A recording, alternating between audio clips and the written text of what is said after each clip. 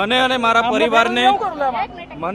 પરિવારને રાજકીય ષડયંત્ર અંતર્ગત અમને ફસાવવામાં આવ્યા હતા અને છેલ્લા 3 મહિનાથી મારા ધર્મપત્ની શકુંતલા અહીંયા જેલમાં છે અને મને જ્યારે નામદાર કોર્ટે સેશન કોર્ટે જામીન આપ્યા છે અને શરતી જામીન આપ્યા છે અમે એમને આવકારીએ છીએ અને આ શરતો કાઢવા માટે આવનાર દિવસોમાં આગળની હાઈકોર્ટની અપીલ પણ અમે કરીશું। સાથે સાથે ગુજરાતની પ્રજા માટે અમે બોલીએ છીએ, આદિવાસી સમાજ માટે અમે બોલીએ છીએ। નર્મદાના પૂર વખતે અમે બોલ્યા હતા, આ વિસ્તારોમાં નેશનલ હાઈવે હોય, જીઆઈડીસીઓમાં જે આદિવાસીઓની જમીનો જાય છે એના માટે અમે બોલીએ છીએ, યુવાનો માટે બોલીએ છીએ, શિક્ષિત બેરોજગારો માટે બોલીએ છીએ, જે આ ભાજપ સરકારને ગમતું નથી અને એના માટે આ ભાજપ સરકાર ખોટા ષડયંત્ર બનાવીને અમને ફસાવી રહેલા છે। જે જંગલ ફોરેસ્ટના અધિકારીઓએ મારા પર ફરિયાદ કરી છે એમને ખબર હોવી જોઈએ, આદિવાસી આદિ અનાદિકાળથી આ જંગલમાં વસનારો આદિવાસી છે। આ જળ જંગલ જમીન એ આદિવાસીઓની છે। વન અધિકાર અધિનિયમ 2006 અંતર્ગત અમને દાવા હક મળ્યા છે, જે જમીનો અમે ખેડીએ છીએ અને આવનાર દિવસોમાં પણ જેને જમીન અધિકાર સનદ નથી મળ્યા એના માટે પણ અમે લડીશું। એટલે અમે ક્યારે ભાજપ સરકારથી ડરવાના નથી, ભલે અમને જેલ કરી છે પણ વધારે તાકાતથી અમે ભાજપ સામે લડવાના છે।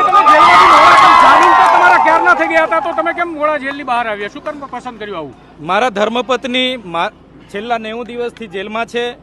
અમે સાથે આવવાના હતા પરંતુ સંજોગો વસાત અને એમનો આગ્રહ હતો કે વિધાનસભાનું સત્ર ચાલુ થઈ ગયેલું છે અને લોકોના પ્રશ્નો તમારે ઉઠાવવાના છે, એમના આગ્રહને માન રાખીને હું વિધાનસભાના સત્રના લીધે આજે જેલથી બહાર આવેલો છું અને આવનાર દિવસમાં ગુજરાતની પ્રજા હોય કે આદિવાસી સમાજ હોય એમના માટે અમે વિધાનસભામાં પણ લડીશું અને અવાજ બુલંદ કરીશું।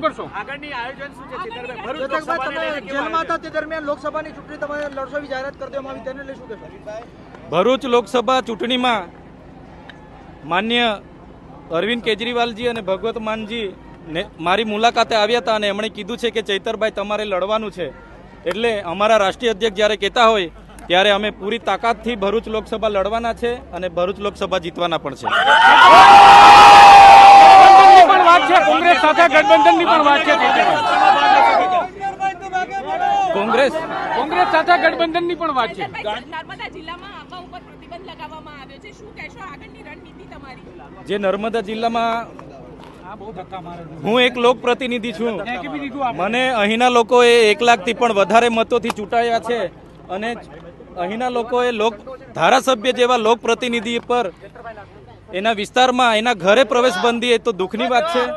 આજે દેશની લોકશાહી ખતમ છે પણ અમે લોકહિત માટે અને લોકશાહી બચાવવા માટે પણ લડીશું અને જે પણ શરતો છે એને નાબૂદ કરવા માટે અમે નામદાર હાઈકોર્ટમાં આગળ પિટિશન કરીશું। ગઠબંધન રાષ્ટ્રીય કક્ષાના નેતાઓ કરતા હોય છે, 28 જેટલા દળોનું ગઠબંધન છે। આવનાર દિવસોમાં અમે ગઠબંધનમાં રહીને લડીશું અને ભરૂચ લોકસભા હોય કે બીજી ગુજરાતની બીજી લોકસભા હોય, ગઠબંધન જે પણ નક્કી કરશે એ અમને માન્ય રહેશે ને એ રીતના અમે આગળ વધીશું। પટેલ ટ્વીટના માધ્યમથી કહે છે કે છોટુ વસાવા મને સહકાર આપવાના છે આદિવાસી નેતાઓ।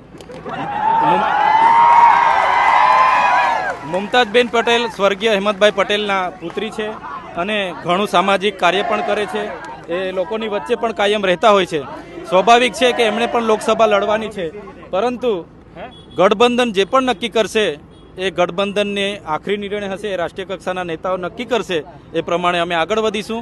અમારી હાલના તબક્કે ભરૂચ લોકસભા લડવાની પૂરેપૂરી તૈયારી છે અને અમે મજબૂત ઉમેદવાર પણ છે। ભારત માતા કી ભારત માતા કી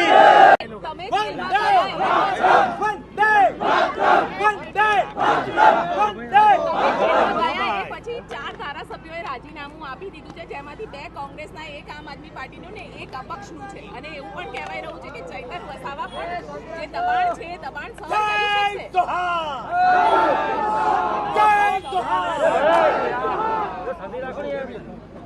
હવે અપક્ષના ધારાસભ્ય કે કોંગ્રેસના ધારાસભ્યએ ભાજપની દબાણ વશ આવીને રાજીનામા આપ્યા હશે, ભાજપે અમારા પણ સામ દામ દંડ ભેદ નીતિ અપનાવી જ છે। આ પણ એક રાજકીય ષડયંત્રનો ભાગ જ છે, પણ ચૈતરભાઈ વસાવા આદિવાસી સમાજમાંથી આવે છે, જે સમાજે અંગ્રેજોને પણ અહીંયા હંપાવ્યા હતા। બિરસા મુંડાના અમે વંશજો છે। અમે ક્યારેય ભાજપ સામે નમવાના નથી, પણ પૂરી તાકાતથી અમે ભાજપ સામે લડીશું. અચ્છા, તમારા એ કેસને લઈને તમે શું કહેશો?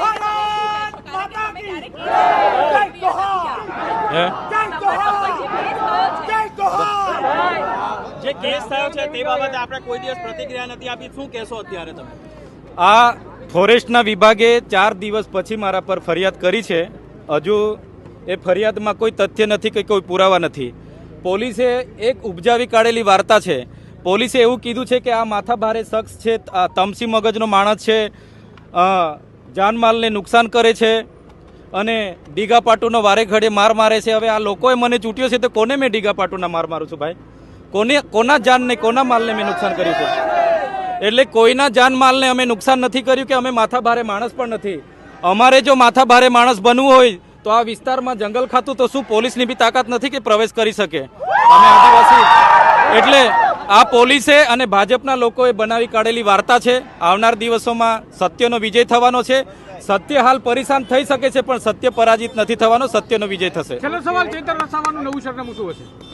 ચૈતરભાઈ વસાવાનું હાલનું સરનામું નર્મદા અને ભરૂચ જિલ્લામાંથી બહાર રહેવાનું સૂચવેલું છે. નામદાર કોર્ટનો અમે માન આપીએ છીએ, સન્માન આપીએ છીએ. હાલ હું ગાંધીનગર સેક્ટર 21 7મો બ્લોક 7મો રૂમ ત્યાં મારું જે ક્વાર્ટર છે ત્યાં